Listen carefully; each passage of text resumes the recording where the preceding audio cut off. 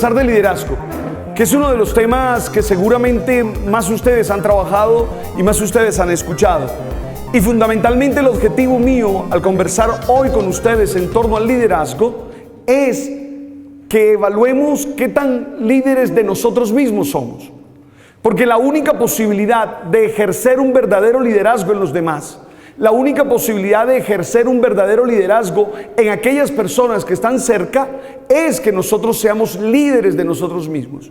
Si uno no es líder de uno mismo, si uno no es dueño de su proyecto, si uno no impulsa sus sueños, su vida, seguramente no va a poder liderar a nadie. Entonces, por eso quiero hablar del liderazgo de sí mismo y más exactamente del equipaje que debe tener el líder. Lo primero es que hay que tener claro, un líder es ante todo alguien que sabe para dónde va. Es muy difícil. En una sociedad como la nuestra, tan laberíntica, en una sociedad del deseo, en una sociedad de los impulsos, en una sociedad de las emociones, es muy difícil tener claro cuál es el objetivo de uno. Porque a veces se puede confundir un deseo con un objetivo, con un propósito. Y hay un problema, y es que los deseos son muy volátiles, son muy cambiantes. Entonces, lo primero es eso, que cada uno comprenda que para poder ser un buen líder necesita tener claro cuál es su propósito, hacia dónde va, qué es lo que hace. Mire, en el campo de la educación, por ejemplo, y en el campo de la educación en el minuto de Dios, uno tiene que tener claro su propósito. Si no, termina amargado y termina amargándose. Si mi propósito es tener plata, este es el lugar equivocado.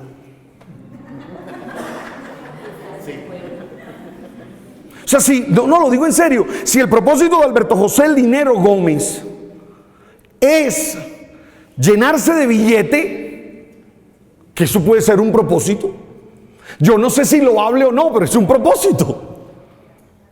Y yo tengo amigos que dicen, voy a ser millonario. Mi sueño es ser millonario. Bueno, ni te acerques al minuto de Dios.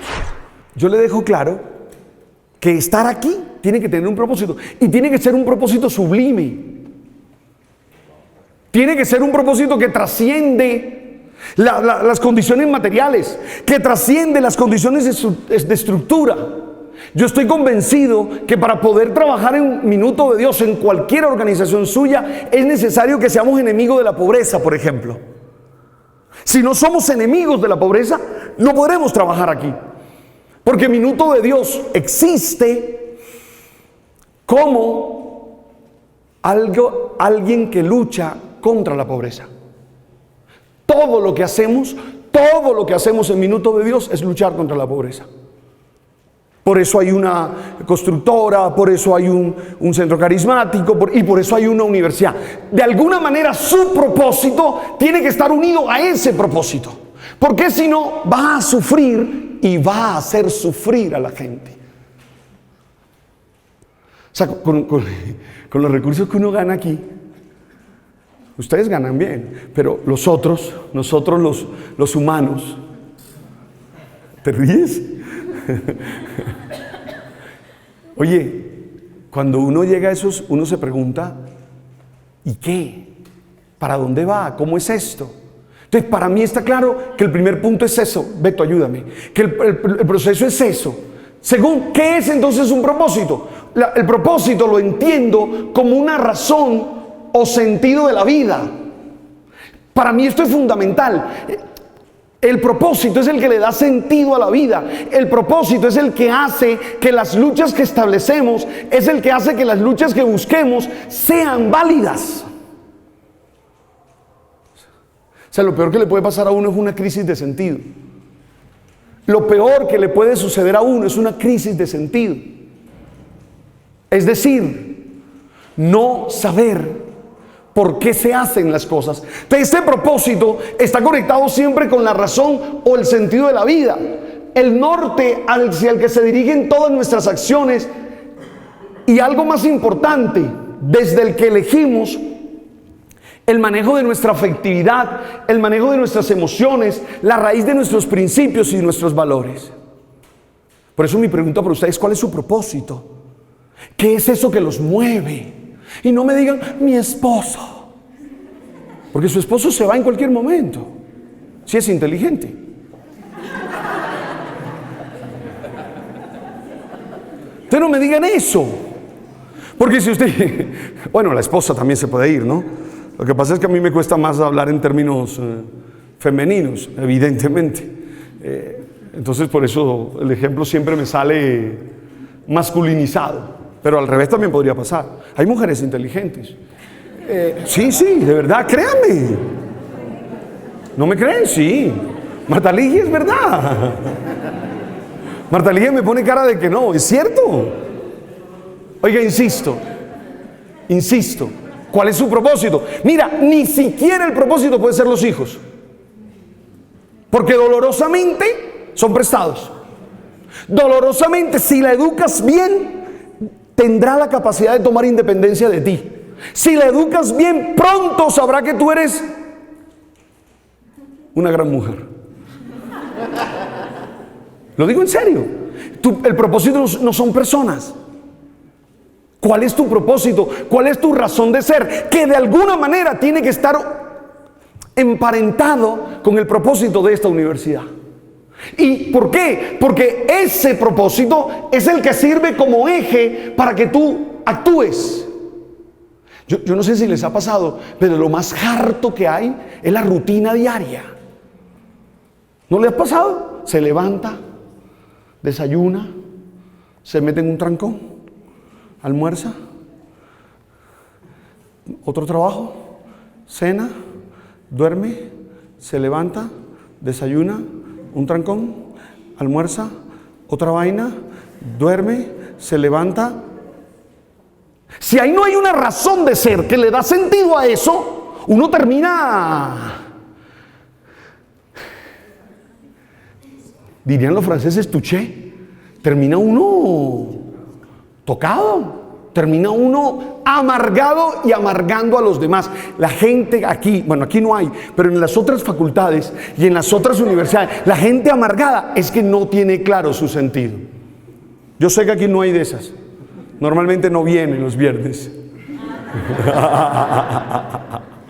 Pero si no, la vida se vuelve difícil. Pero no solo eso, no solo impulsa mis acciones, sino que también me permite tomar las elecciones que hago.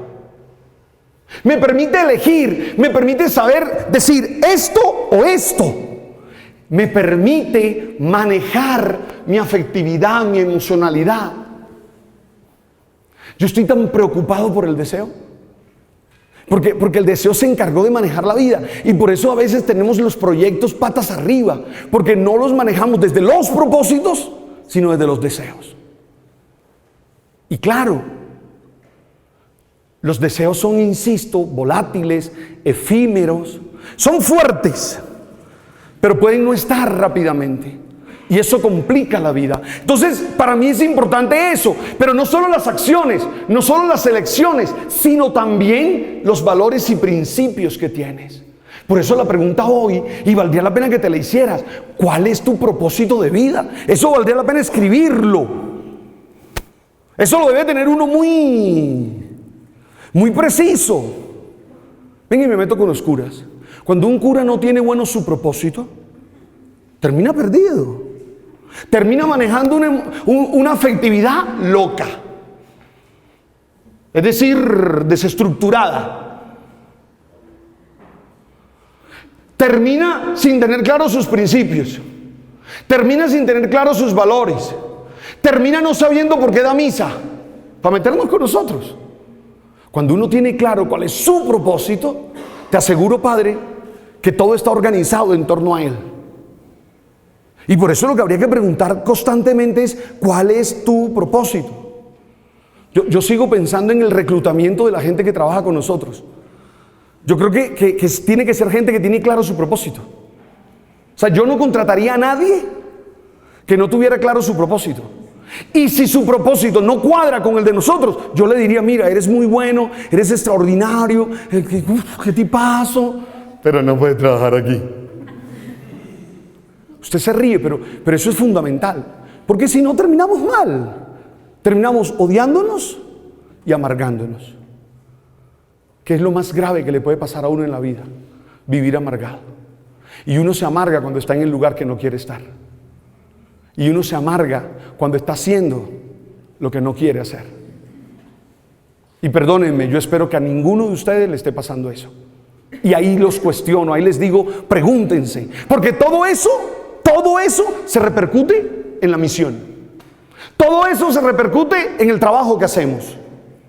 Si su propósito no está emparentado con el propósito de esta organización, su misión, así sea usted doctor, así sea usted el mejor de los académicos, así sea usted el más... su misión no va a ser buena. Entre otras cosas, porque la misión nuestra está muy emparentada con el transformar a los otros. Y eso no se logra con conceptos. Eso se logra con la relación, con la influencia, con el compartir. Entonces, para mí sería muy claro, primer punto, el propósito. Usted es líder de usted mismo si usted tiene un propósito claro. Si usted no tiene un propósito claro, no va a poder. Yo no sé si recuerdan un libro, ¿cómo se llama? Un opúsculo, una obra chiquitita, de esas que uno lee en 2 minutos. Decía cómo negocian los colombianos. ¿Te acuerdas? Un estudio que se hizo de cómo negociaban los colombianos, porque hubo una obra fabulosa de cómo negocian los japoneses. Entonces, en torno a eso, a alguien se le ocurrió investigar en torno a cómo negocian los colombianos. Y el texto da dolor, porque llega a decir que es posible negociar 6 meses con un colombiano sin que sepa que se está negociando. Y a mí me parecía... Pero lo entiendo, porque es posible vivir 40 años sin saber por qué se está viviendo. No me extraña. Bien, miremos otra cosa. El equipaje como tal. Un líder es alguien que sabe armonizar las distintas áreas de su vida, orientado a transformarse en su propósito. Vamos a trabajar eso. Vamos a revisar eso. Vamos a revisarlo. El punto primero aquí es armonizar. El líder es alguien que sabe armonizar. Mire, todos en la vida tenemos dimensiones raras, asimétricas, deformadas. No vaya a creer que usted es perfecto, ni yo me lo creo. Todos tenemos algunas dimensiones chuecas. Algunos en la afectividad, otros en la capacidad de relaciones, todo el mundo. ¿Qué hace un verdadero líder? Armoniza eso.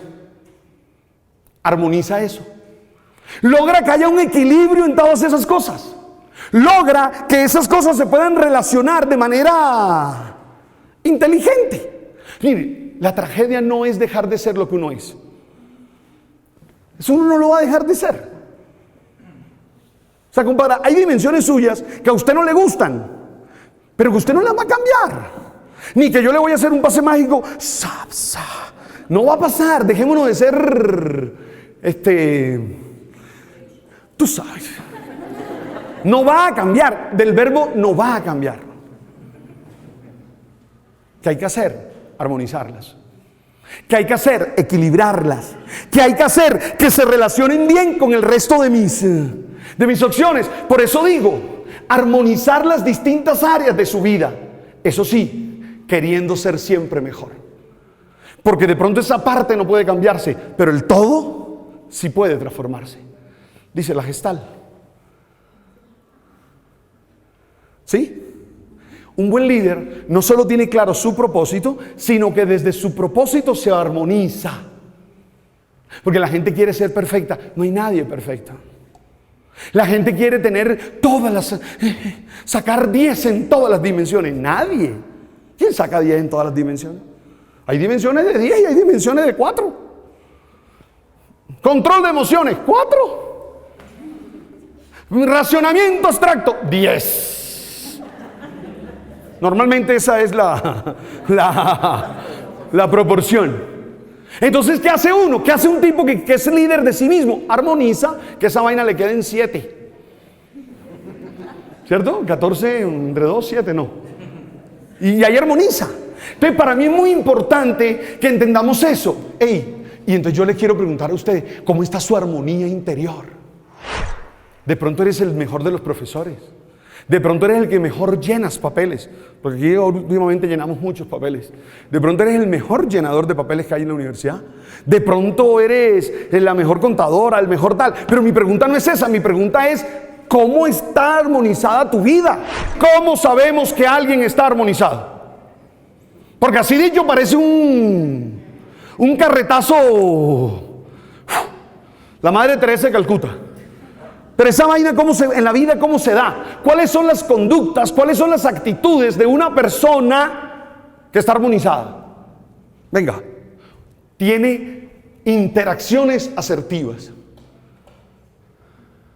Ustedes mejor que yo saben el concepto de asertividad. Mi mamá lo llamaría prudencia.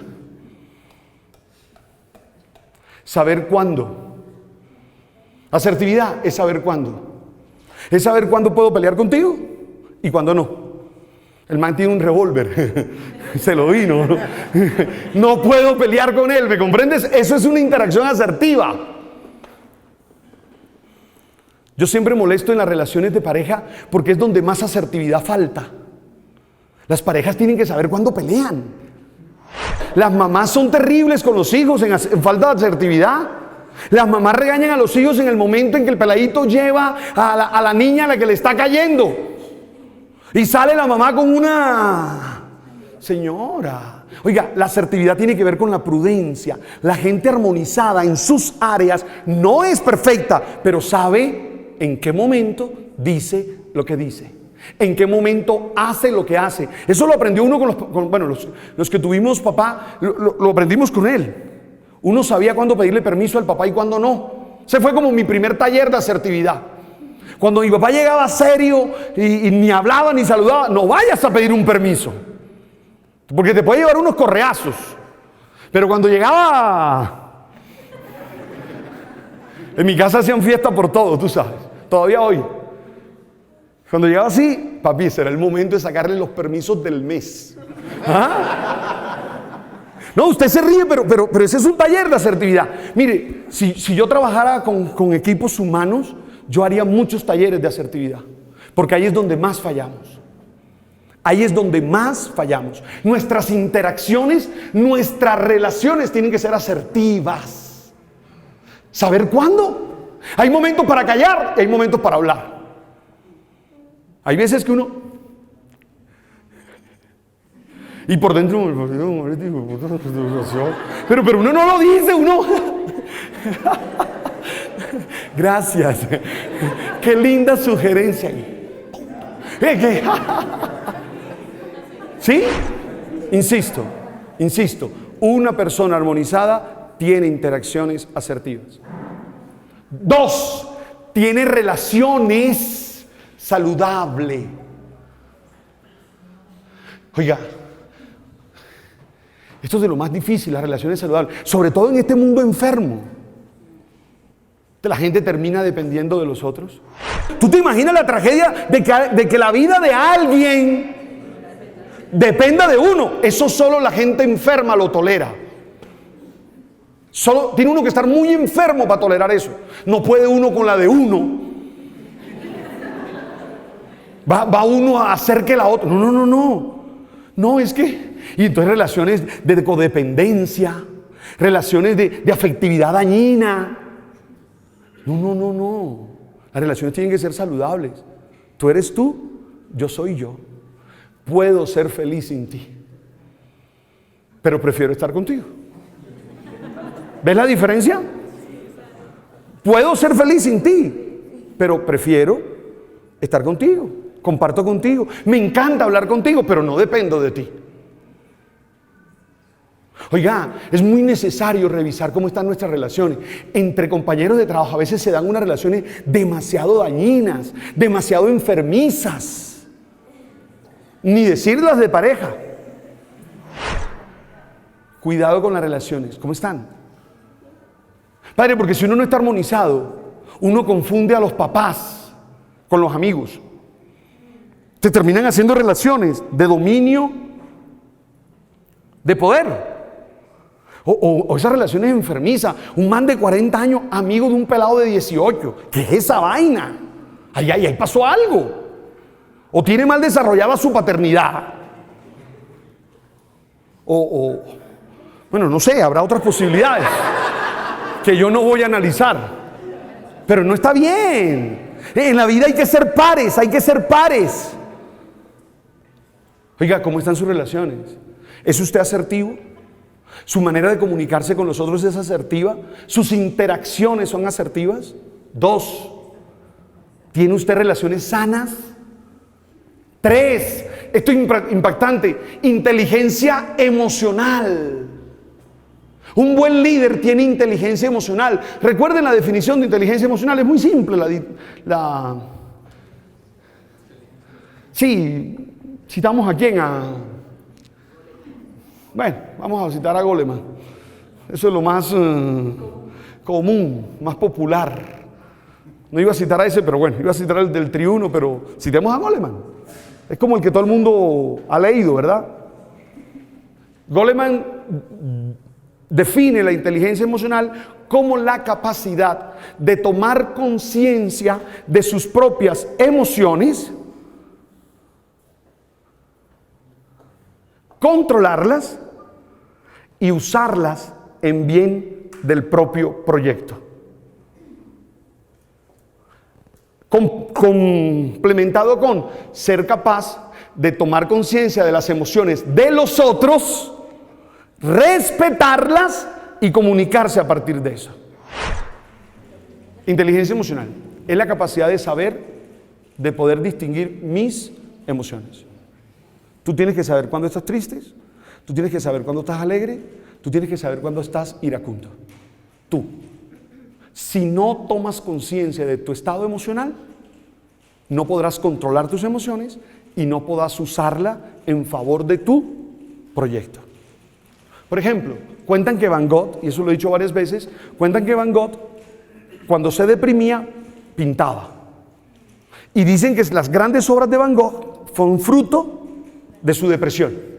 Eso se llama usar su emoción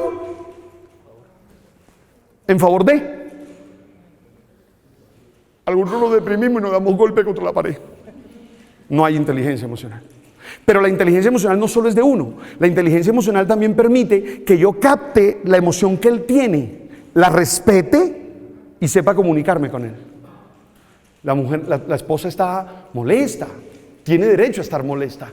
¿Y sabe qué dice el esposo? ¿A mí qué? ¡Cállate! O sea, cálmate, eso es lo que va a escalar. Lo que tiene que es tener inteligencia emocional, percibir esa emoción, ese estado emocional y saber cómo se relaciona asertivamente. Oiga, sin inteligencia emocional no hay buen trabajo en equipo. Y luego no hay liderazgo. Ser líder es tener claro cuál es mi inteligencia, qué número de inteligencia emocional tengo. ¿Qué índice? ¿Verdad? Eso se desarrolla también. Hay muchos talleres para eso. Pero no solo inteligencia emocional, sino también hay que tener un estilo proactivo y no reactivo. Entonces ahora estoy en Stephen Covey. Es el que popularizó eso, ya que te gustan los populares. Stephen Covey popularizó la proactividad. ¿Te acuerdas en aquel texto precioso y que los 7 hábitos de la gente altamente efectiva? ¿Se acuerdan? Ahí él trabajó el concepto de proactividad. ¿Y qué es proactividad, padre? Proactividad es la capacidad de escoger la respuesta al estímulo que he recibido. Como uno no puede escoger los estímulos, uno sí puede coger la respuesta que da. El ejemplo mío es el de siempre. Tyson me pega una cachetada y yo le digo, gracias. Me gustó. Buena. Hacía rato que no me pegaban tan bien. Eso se llama proactividad. Porque si yo dejo que la reactividad me termino dando trompadas con Tyson y tengo la sensación de que no me va a ir bien. ¿Sí ven la diferencia? Ser reactivo es cuando uno lo puyan por aquí y uno reacciona. Eso es reactividad. Las personas Los líderes tienen un estilo proactivo, saben escoger la respuesta que dan a los estímulos que reciben. En la pareja eso es necesario. Vamos a poner un ejemplo de pareja. El tipo se fue para una reunión. Estamos en la costa, ¿no? El tipo se fue para una reunión de esas. Una reunión de trabajo. Existen. Allá en la costa son muy comunes. Las reuniones Oiga, y el tipo llega tardísimo, 3 de la mañana. Usted sabe que las mujeres, las esposas, pasan por 3 estados de ánimo esperando al esposo cuando eso sucede. El primer estado de ánimo es preocupación. Algo le pasó. Él no me haría esto. Llaman al hospital, a los bomberos, al ejército, a la policía, a todo el parte. Cuando ya comprueban que no hay nada, pasan al segundo estado. Es de tristeza. Me lo hizo. Como ella pensaba que no se lo podía hacer. Mi mamá me lo había dicho. Y comienzan todos esos procesos Y la tercera se llena de ira. Me las paga. Yo lo espero. Oiga, y llega el borracho. Si es un borracho inteligente, trae algún paracaídas. En la costa, el paracaídas es el pollo.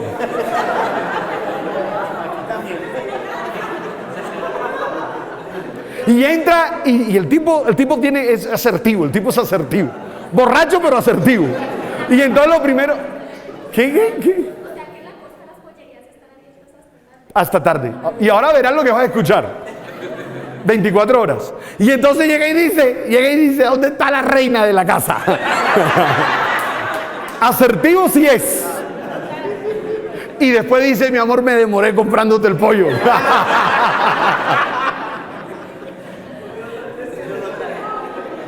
¿Cuál es la proactividad? Señor, comerse el pollo y ver cómo se duerme ese querido esposo tuyo. Eso es proactividad. Ya el estímulo no lo puedes controlar, ya lo hizo. ¿Qué haces ahora? ¿Se arma una pelea a las 3 de la mañana con un borracho? ¿Quién habla con un borracho? ¿U otro borracho o un imbécil? No, dime quién habla con otro borracho. Lo que tú quieras, mi amor. ¿Qué es proactividad ahí? Decirle, muy bien, qué emocionante. Gracias por el pollo, está tan rico. ¿Ah? Se duerme y mañana ven a ver qué hacen. Oiga, ¿qué? ¿Lo qué? ¿Lo qué?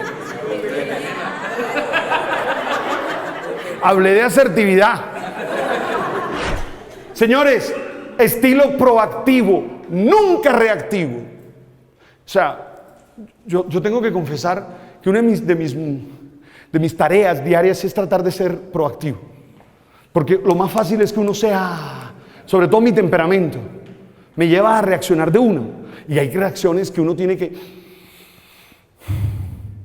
guardar.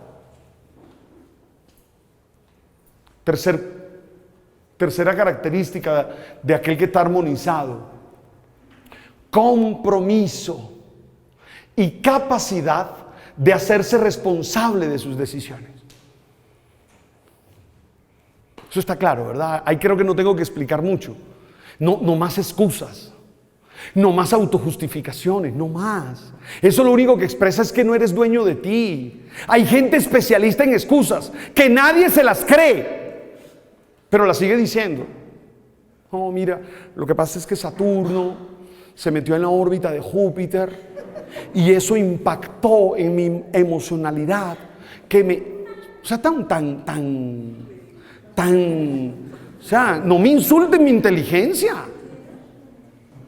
Pero hay gente así. Hay gente que en vez de decir, acepto, me equivoqué, acepto, fallé, acepto, decidí lo que no tenía que decidir, acepto, no lo hice bien, en vez de eso, O miren yo se los conté la vez pasada, o miren lo del mito de la creación. En el mito de la creación, la culebra salió culpable porque no había más nadie. Eva, no señor, yo no. Adán, no, Eva, la culebra. Donde hay alguien, si pasa un murciélago, lo culpable del pecado original sería un murciélago. Porque es muy humano no responsabilizarse. Y la madurez, la armonía, el ser dueño de uno mismo, pasa por esa capacidad de tener la capacidad de hacerse responsable. El compromiso, yo entiendo el compromiso como sostener con otras decisiones la decisión inicial. Eso es compromiso. Tú tomaste una decisión y ahora las otras decisiones tienen que soportar la primera. Oiga, ¿cómo está? Entonces valdría la pena preguntar, ¿cómo está su inteligencia emocional? ¿Cómo está su estilo? ¿Es proactivo? ¿Cómo está su capacidad de compromiso? ¿Cómo está su capacidad de hacerse responsable de sus decisiones, de sus palabras? Eso tiene que tenerlo claro. Y digo una palabra más, tiene que haber una comunicación honesta. Tiene que haber una comunicación honesta. Tiene que haber una comunicación honesta. Pero no solo una comunicación honesta, tiene que haber capacidad de empatía. A mí me fascina la empatía, el poder sentir al otro, ¿verdad? Si uno logra sentir al otro, por ejemplo, con los adolescentes, las mamás que siempre ponen problemas con los adolescentes, yo siempre le digo, sé empática. Si uno logra sentir la emoción del adolescente, uno hasta comprende. ¿Para qué uno quiere que los adolescentes se comporten racionalmente como uno? Y resulta que uno se comporta racionalmente así después de 20 años. Sí, a mí siempre que las mamás me llegan, ay padre, ¿qué hago con mi hijo adolescente? Sé empática. O sea, siente lo que él está sintiendo. Si tú sientes su torbellino, tú eres capaz de comprender. Con el servicio al público, yo no sé si ustedes tienen servicio al público, no sé si atienden gente, pero no hay ninguna manera posible de atender a la gente si no es empática. A los alumnos, a todo, hay que ser empático, si no uno los mata. Porque la gente es difícil. Yo no sé si les han tocado. Entonces tiene que ser uno empático. Si uno siente la tragedia que esa persona tiene, uno comprende. Y hasta le entiende la gritada, y hasta le entiende la sollada, y es muy amable, tranquila. Pero si uno no está empático, termina en una pelea. Digo más, habilidad para expresarse. Hay que saberse expresar. Y mira que está relacionado con todo lo que tiene que ver con comunicación. Así se expresan las personas armonizadas. Entonces vuelvo a la pregunta, ¿estás armonizado? Porque lo que más necesita VBD es gente armonizada. Desde los curas para abajo. Desde el doctor Álvaro para abajo. Armonizados. Porque hoy en día formamos más con la persona que con el poco de cosas que decimos.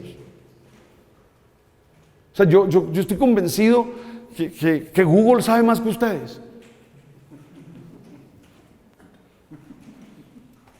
Yo estoy convencido que si los profesores son los que comparten conocimiento, pues ya son obsoletos.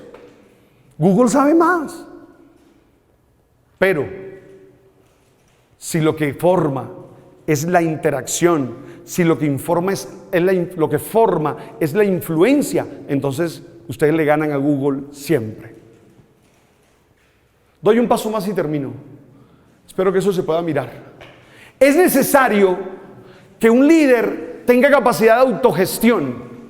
Es necesario que un líder tenga capacidad de autogestión. Un verdadero líder cautiva desde lo que es. Un líder efímero motiva desde lo que hace. Yo creo que es fundamental trabajar desde lo que uno es, porque eso es permanente. El ser es, el no ser no es, ¿te acuerdas, Aristóteles? Es decir, un verdadero líder cautiva a los demás, no porque hace cosas, sino porque es. Digo más, por eso las personas que trabajan arduamente en construirse a sí mismas tienen más capacidades para generar que los otros lo sigan. Dime qué tanto trabajas en ti y yo te diré qué tanta influencia tienes en los que están a tu alrededor. Dime qué tanto trabajas en ti y yo te diré tu índice de liderazgo.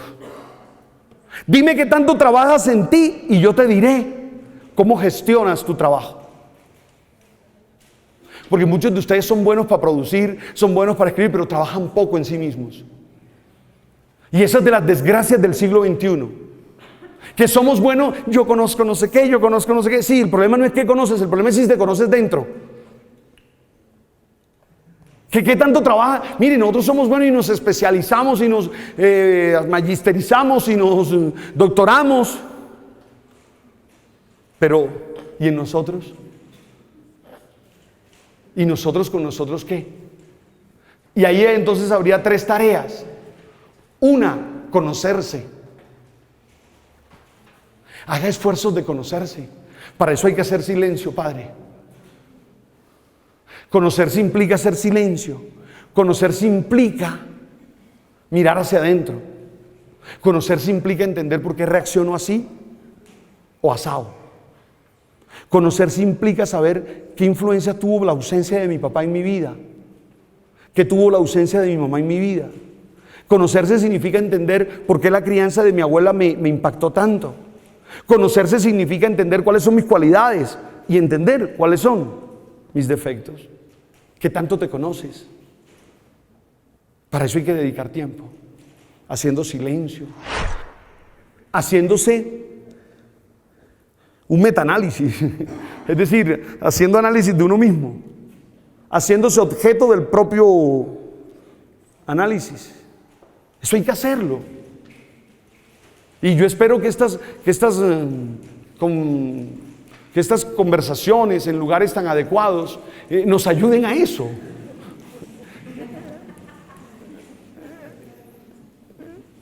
Eso nos ayuda, de verdad. Yo acepto venir a esto por eso, porque creo que alguna palabra sirve para que se dé un clic en una persona. Yo no tengo la pretensión de que me crean todo lo que digo o que les parezca bien todo lo que digan. Yo esa pretensión la dejé hace rato, pero sí espero que algún clic se dé, alguno. Y uno de eso puede ser conocerte más. En la medida que te conoces más, vas a poder trabajar mejor con los otros. A más profundidad de tu conocimiento, más influencia en los demás. Si los papás hicieran eso de conocerse a sí mismos, su crianza fuera mucho mejor. Porque muchos de los problemas de crianza que hay con los hijos son puras desadaptaciones de los papás consigo mismos. No saben manejar su ira. No saben manejar sus frustraciones. ¿Cuántas veces uno carga las frustraciones de sus papás? Papás que todos los días se quejaban de que estaban frustrados. Eso lo impacta a uno. Entonces, yo creo que valdría la pena que entraras en ti. Eso que los curas hablan de oración y todas esas cosas, tiene que ver con eso. Con esa capacidad de tú sabes. Segundo, cultivarse. Uno tiene que cultivarse. Hay cosas que uno sabe hacer y entonces uno las trabaja. Yo le agradezco a mi Dios que desde niño supe que sabía hablar. O sea, yo siempre supe que sabía echar embustes. Yo era bueno para eso. De eso lo supe como a los 4 años, 5 años. Rápidamente me di cuenta que sabía, tú sabes. ¿Ah? Y yo dije, de esto voy a vivir. O sea, aquí no hay más nada que hacer. ¿Y qué hice entonces? Cultivé eso. ¿Qué hice? Cultivé eso. Miré oratoria, revisé biografías, reviso gente que habla bien y cultivo eso. Hablo al espejo en lugares adecuados. Le abro es decir, me cultivo en eso. Entendí que para hablar había que hacer mucha lo que llama Gardner inteligencia interpersonal. Hay que generarla mucho. Entonces comencé a sentir a los otros cuando estoy en una vaina de estas, en una conferencia. Gracias. Hay que cultivarse. ¿Qué tiene usted que cultivar? ¿Qué está cultivando de usted? Hay gente que canta. Bueno, cultive. ¿Qué está cultivando de usted? En la medida en que usted cultive de usted, podrá ayudar a los otros. El que no se cultive a sí mismo. Por eso el proceso de formación tiene que ser un proceso de enseñar a los muchachos a cultivarse. Por eso es que no creo nada. Haga una tarea, vaya a misa, rece. Eso no es formar. Eso lo hace cualquiera. Se necesita enseñarlos a que se cultiven. Sin mentiras. Entonces hay gente, yo soy bueno para... No, para eso no eres bueno. Eso no lo cultives porque vas a perder el tiempo. ¿Eh? Pero no solo eso, no solo te cultivas. Tratemos de mirar, ¿oyeron? De ver. Yo sé que no se ve, pero intentémoslo. No solo cultivarse, sino conquistarse. Esa palabra me emociona. Uno tiene que ser dueño de uno. Es muy difícil ser dueño de uno. Donde más se ve eso es en las emociones.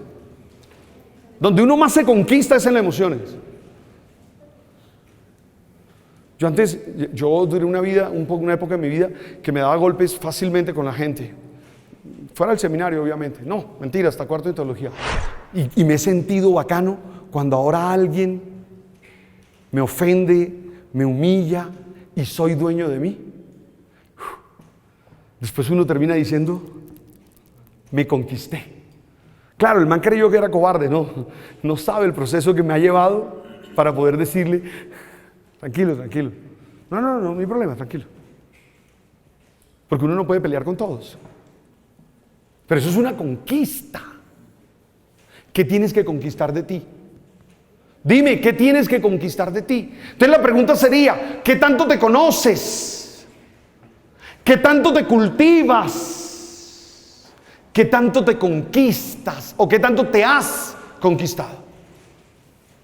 Algunos son buenos para conquistar fuera y malos para conquistar dentro. Repitamos para dejar claro todo. Líder de sí mismo. ¿Quién es un líder de sí mismo? Aquel que tiene un propósito claro. Sabe para dónde va. ¿Cómo tiene que ser el propósito? Ese propósito es el que le da razón, sentido, el que jalona la vida y el que le hace elegir, el que le hace actuar, el que le hace todo. Ese propósito tiene que armonizarnos. ¿Y cómo se expresa esa armonización? Se expresa a través de interacciones asertivas, de relaciones sanas, de inteligencia emocional, de estilo proactivo, de compromiso y capacidad de responsabilidad y de comunicación honesta, empatía y habilidad de expresarse. Esto nos lleva a entender que lo más importante en un líder no es lo que hace, sino lo que es. Y para ello trabaja en conocerse, en cultivarse y en conquistarse. Insisto, mi intención no es que todo eso usted qué bacano, esa no es mi intención. Mi intención es que algún clic se dé, que haya algo que te lleve a pensar.